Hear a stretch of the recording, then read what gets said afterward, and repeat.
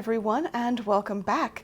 It's time for part 2 of making historically accurate Maleficent, where I am going to start tackling her headgear, which is a big project unto itself.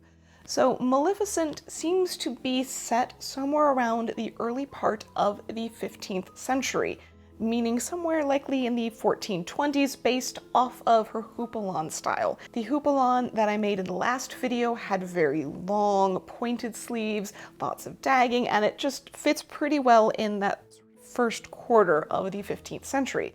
Now there are a lot of headdress options when it comes to that era, and more than one of which actually looks like horns. So somehow, Maleficent's horns are actually fairly historically inspired, if almost historically accurate. It's a little surprising to me too. But they seem to be akin to both the double Hennin and the escoffion. Now, the escoffion, which we also commonly today call a butterfly Hennin, is something that you find in the late 14th century and into the early 15th century. It is shaped akin to butterfly wings, hence the colloquial name today, and it very often has a roll of stuffed fabric that runs along the top edge. There is not one specific shape, though it seems to have a set of wings, essentially. And these can be very broad set or very narrow set, very tall or very low. They can be large, they can be smaller. Some almost look closer to just overdone buns in a way, especially when you don't have the roll that goes on top. And if you start looking at those styles that are a little smaller, a little more like buns, and you start gradually growing those two nodes and expanding them, you start getting closer and closer to the double Hennin that comes in right around the second quarter of the 15th century. So there is some overlap between those two. The escoffion doesn't just go away overnight, and the double Hennin seems to come out of very similar styles in the same family. What I really like about the double Hennin is that really resembles horns, in my opinion at least. It's a very pointed style. Sometimes they are very straight, sometimes they have a little bit more of a bulge and roundness to them, but it really resembles the horns that you expect from Maleficent. So that is the style that I am choosing to go with. It overlaps with a houppelande just a little bit in terms of what time periods they are commonly found.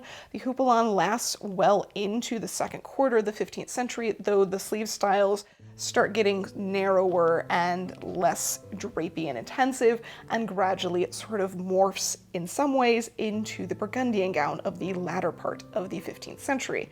So you can find some examples of women wearing houppelandes with the double Hennins, and you can actually find a lot more images where you can find both, just not on the same person.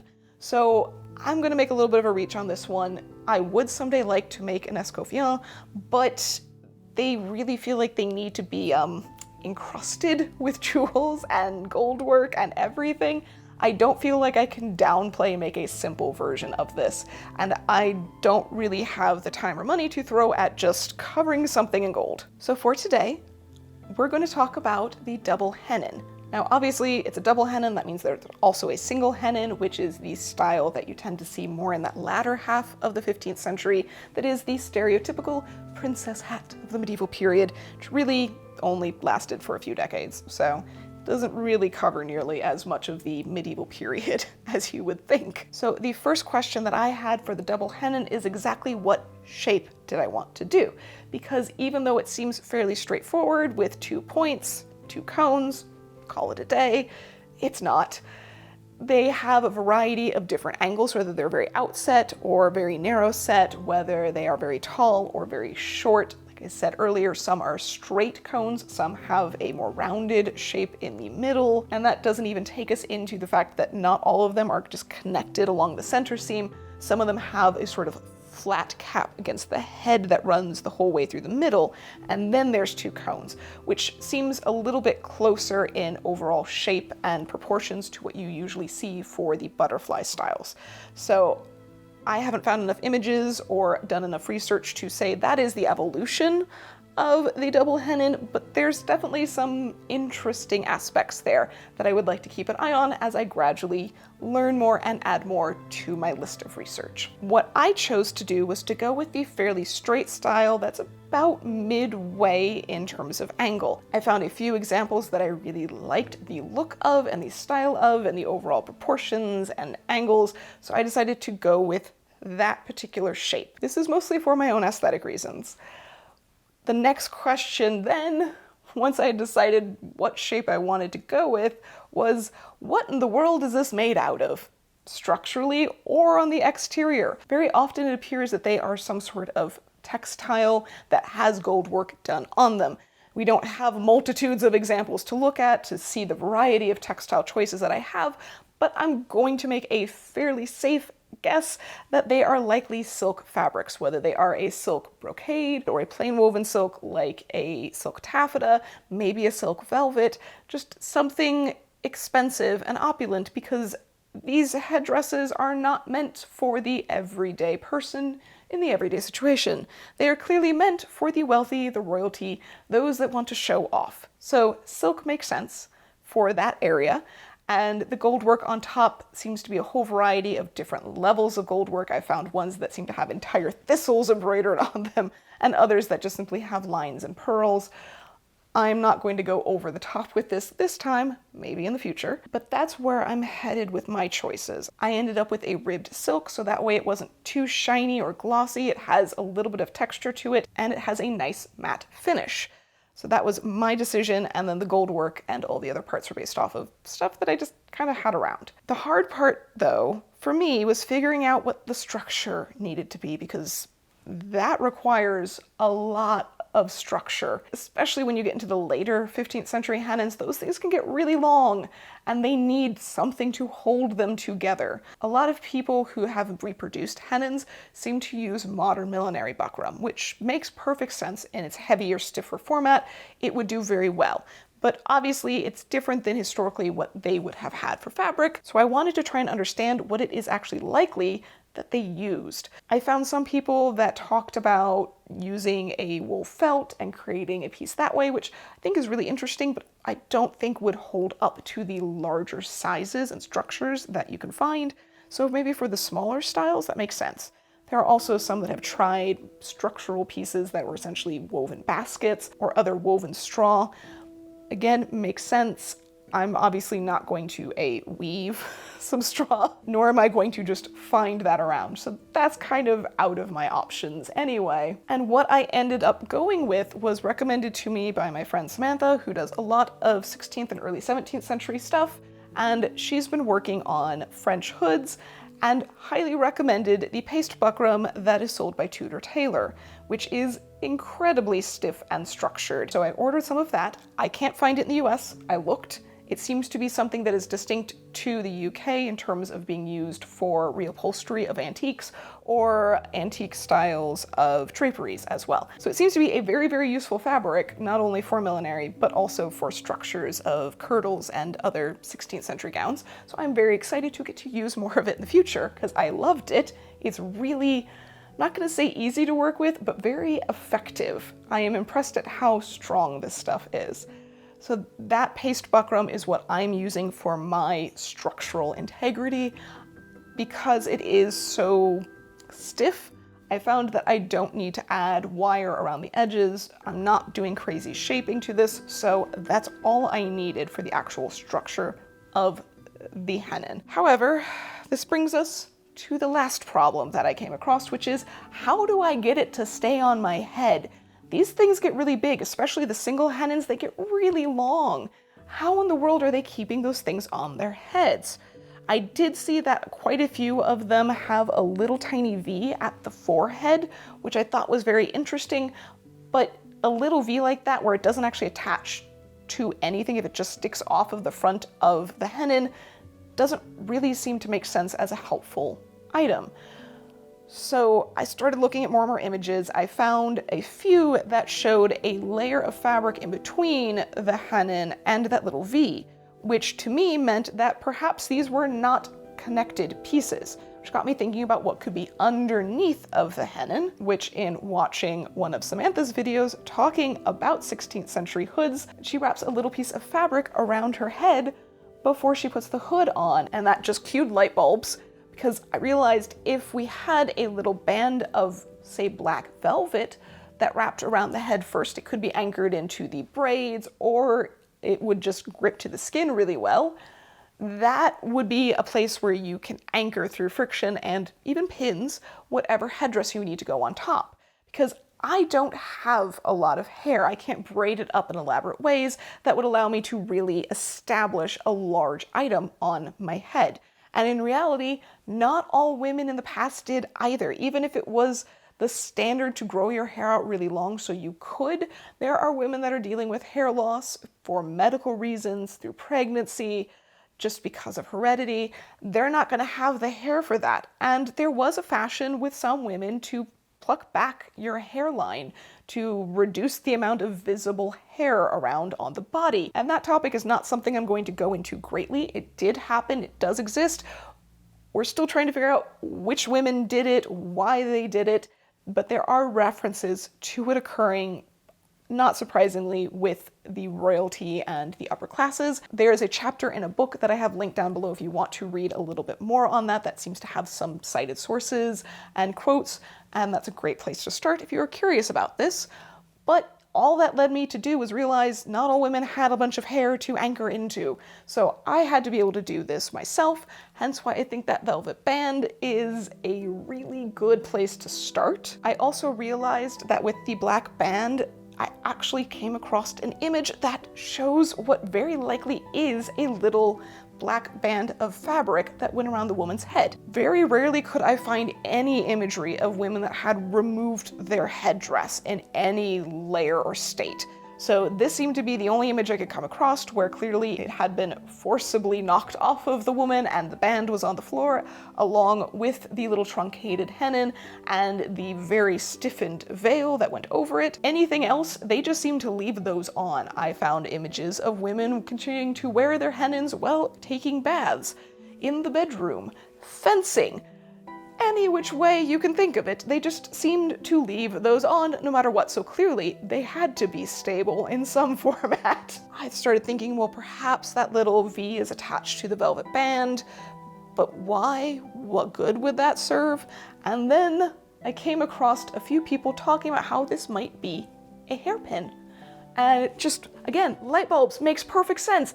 If this little pin inserts in through whatever you need to hold on and goes into the braids that you have on the top part of your head, it can anchor incredibly well. Once you have something anchored at that spot, it's not going to go anywhere. As long as the rest is held on by velvet and wool and friction, it's going to be very stable. So I have not yet made a hairpin. I'm not sure if I will need it or not, but I'm going to try this headdress on, wobble it about as much as I can to make sure it stays on, and if I need it, I'm going to make one of those hairpins. We will see. Editing Nicole here to say that as I was trying to pull images for this video, I came across a few Spanish and Italian images that showed women with little circlets or ribbons or bands or something on their heads that were little black bands, which I'd always seen the plain ones that went about the head sort of horizontally before, but some of these images showed more than one, some of which were sort of shaped into a little point in the front. It doesn't look like these women were supposed to have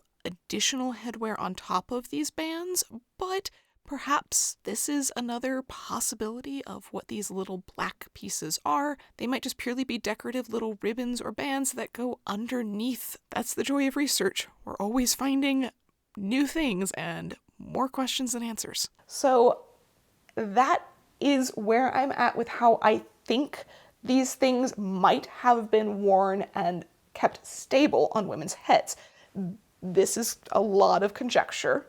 I fully admit that, and if other people have tried different methods that don't include modern things, I would really love to hear about your experiences, or if you have quotes or other research. I'm also going to try making one of the veil styles that I regularly found.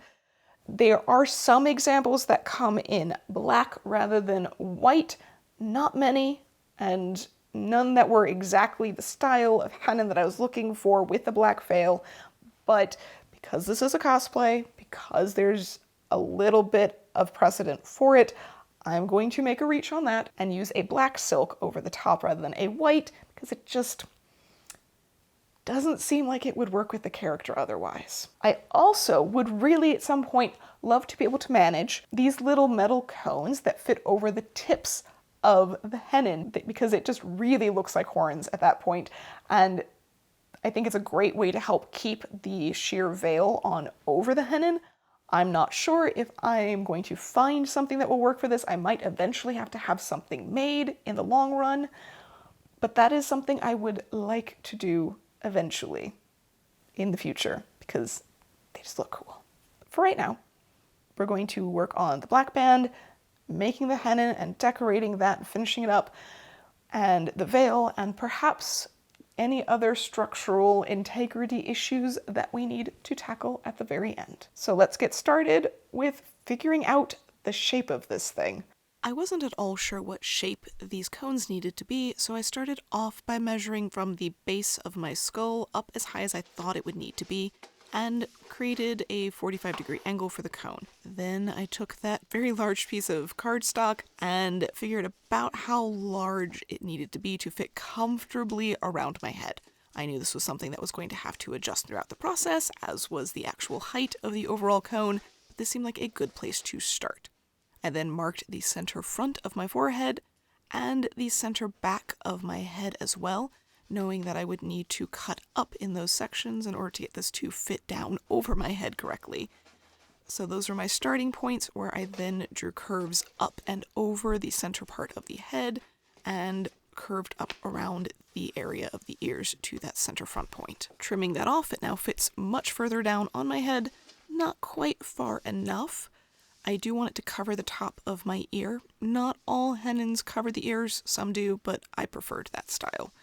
I also realize that it is far too tall at this point, but we will deal with that in the future. It seems to be close in shape where I curved those, but I just trimmed them down a little bit further, tried it back on my head to make sure that it fit a little bit better to where it needed to be. I really want that back point to be down at the nape of my neck at the center back, which it's not quite there yet, but there are a few ways we will make our way there. So I'm cutting the openings up a little bit higher again, trying it on one more time, making sure that it's centered up front and back. And you can certainly do this with a pair at the same time if you are less sure of how this is fitting on you, but I wanted to get a general concept of the shape before I cut out the second side. This is also the point where I'm tackling the fact that it is way too tall. It seemed like some of the imagery showed them as just a little bit taller than the actual height of your face, so I'm taking off about 2 inches in height for this. I decided to do that by way of opening up the pattern and reducing the cone from the base, knowing that the base fit me correctly. I didn't want to have to mess with moving everything up and around and changing the overall size of the base. It made it much simpler to just adjust the cone from the top. So now I'm back at trying it on again. It seems like the center line might be a little too far over, meaning that it's going to splay things out a little bit further than I would like. So I'm going to curve up that center line and again make it so it fits down over my head a little bit further, sometimes opening up the overall size of the cone and sometimes just adjusting the height of those curves. I also added a little piece to the back where it wasn't extending quite far enough over or down in order to make it around the shape of my head. Once I felt pretty confident, I went ahead and copied it off to the other half, taped them together, and tried it on. I made a few more adjustments in order to get the points where I wanted them from there, but it was pretty close to correct. I then went to cutting it out of the buckram. I realized I needed to leave a little bit of seam allowance in order to have space for the overlap to occur. I don't want the edges to meet, they'll just curl back in on themselves. And I added a little bit to the center front point so that way it didn't dip up as much as it did on the sample.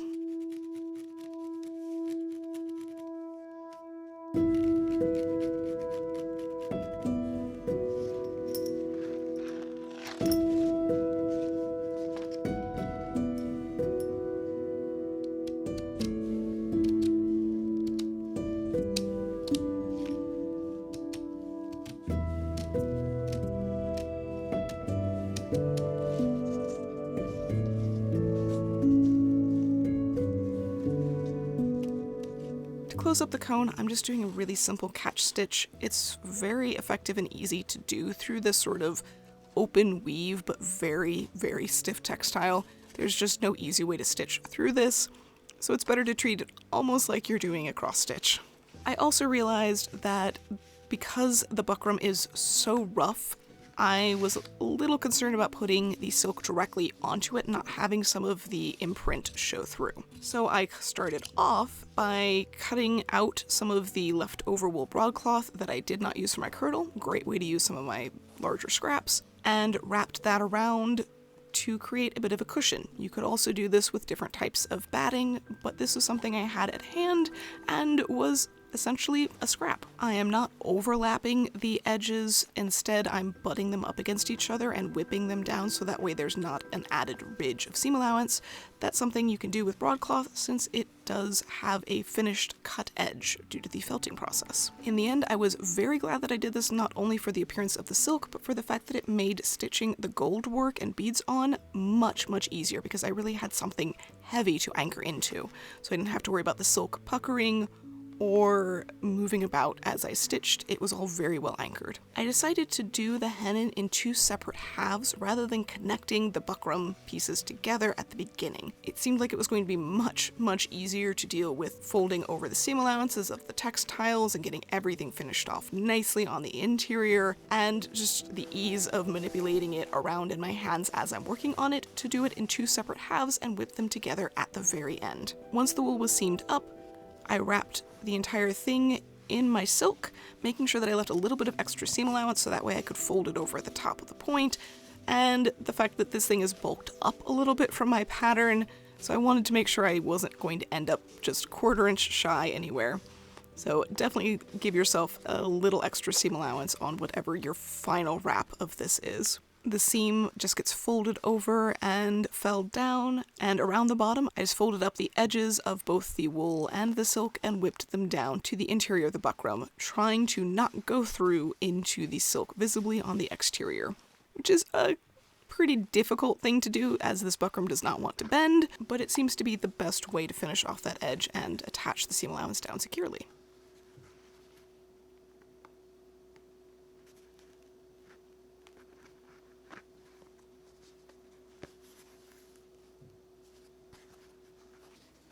Grid pattern that looks like diamonds.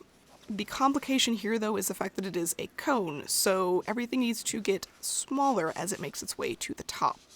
I figured the best way to deal with this is to draw a circle that is perfectly level from the top point the whole way around, and then figure out how many diamonds I wanted at that point and radiate out what ended up being 6 lines that were equal distance apart along that horizontal circle and met up near the top point. I then set about starting to couch down my gold threads, and whenever I reached a point where I crisscrossed, I added a little gold bead. On the first half of the hennin that I did, I stitched the gold beads on later, and that seemed to take twice as long, so definitely recommend doing that as you go in this case.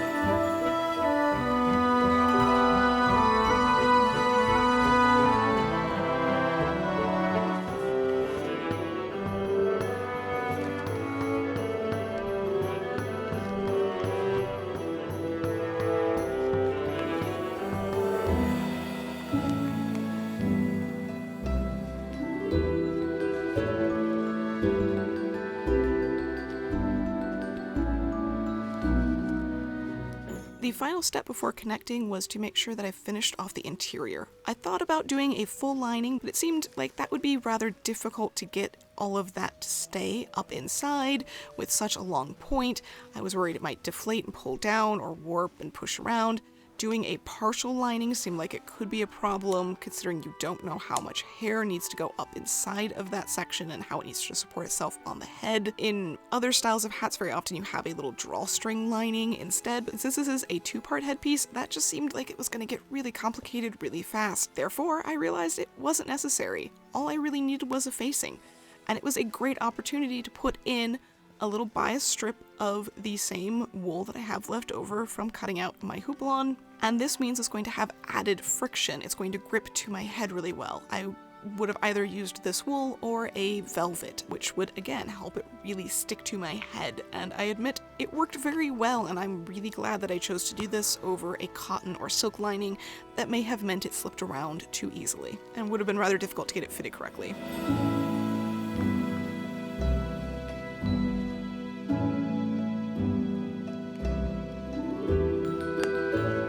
From there, I was able to seam up the two pieces. I just whipped them together. Yes, the stitches are visible, but I decided to put a gold braid over the edges and down the center seam to hide that. It also helped the fact that my diamonds were not perfectly symmetrical on each cone.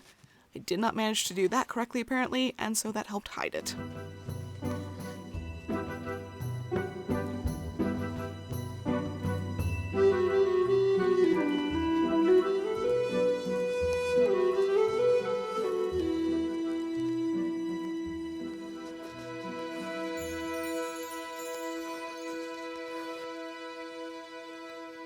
The next part I needed to tackle was the veil, which is incredibly simple.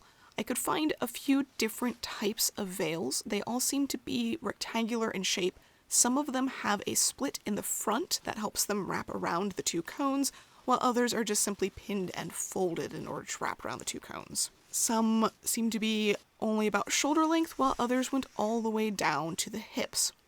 I chose to go with the shorter length, considering how much else is going on. It didn't seem necessary to have the longer style, and I figured I'd try out the folded method first, and if I didn't like it, I could always split the front later.